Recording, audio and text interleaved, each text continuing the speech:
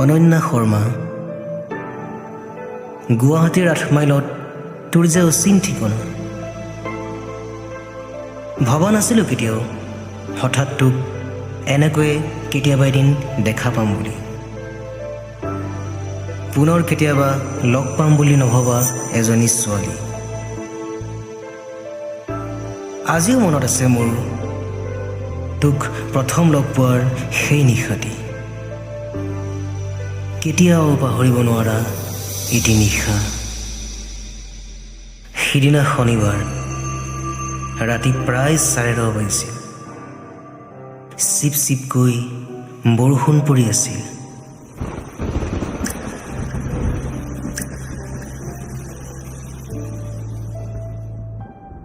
ঠুকা ঠুকা মাতেৰে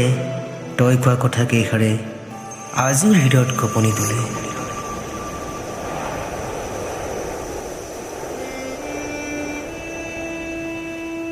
16 বছৰ বয়সতে হঠাৎ মা দেউতাই এৰি যোৱাৰ পিছত সৰ্বহাৰা হৈ পৰিছিলোঁ দিশহাৰা হৈ পৰিছিলোঁ ভোক মোৰ দেহত নাছিল ভোক আছিল মোৰ পেটত চট ফটাই আছিলোঁ পেটৰ তাৰণাত আৰু সেই মুখা পিন্ধা ভদ্ৰবোৰে মোৰ ভোকক ব্যৱসায় কৰি পেলালেও মই কান্দি কান্দি হাত জোৰ কৰি কৈছিলোঁ মোৰ ভোক লাগিছে বহুত ভোক লাগিছে কিবা এটা খাবলৈ দিয়ক তাৰ বিনিময়ত মই সিহঁতৰ সমস্ত ঘৰৰ কাম কৰি দিম বুলি কৈছিলোঁ আৰু তেতিয়া ভদ্ৰ ধনী ঘৰৰ মানুহবোৰে ক'লে এনেইনো তোক কোনে খাবলৈ দিব আৰু পেটটো বেলেগ বস্তু নহয় দেহৰে এটা অংগ মাথো আৰু আজি এয়া মোৰ পাপক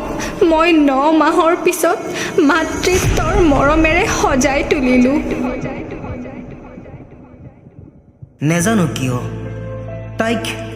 এন্ধাৰ কোঠাৰ পৰা উলিয়াই আনিবৰ খুব মন গৈছিল পুনৰ ঘূৰি গৈছিলোঁ তাইক লগ পোৱা ঠাইলৈ কিন্তু তাইক আৰু লগ নাপালোঁ সঁচাকৈ সেই সময়কণেই আছিল আমাৰ প্ৰথম আৰু শেষ সাক্ষাৎ তাইক লগ নাপাই যেতিয়া উভতি আহিছিলোঁ তেতিয়া মোৰ চিঞৰি চিঞৰি ক'বলৈ মন গৈছিল মানুহ নামৰ প্ৰাণীবিধ সঁচাকৈ এনেকুৱায়ো কোনোবাই যদি সহায় বিচাৰে তেতিয়া বিনিময়ত মুখৰ হাঁহিটোকে কাঢ়ি লয় আজিও চিঞৰি চিঞৰি ক'বলৈ মন যায় ৰাতিৰ গুৱাহাটীৰ গলিয়ে গলিয়ে ৰখি থকা প্ৰত্যেকজনী ছোৱালী মনৰ ইচ্ছাত ওলাই নাহে সিহঁতক কিছুমান মুখা পিন্ধা ভদ্ৰলোকে ওলাই আহিবলৈ বাধ্য কৰে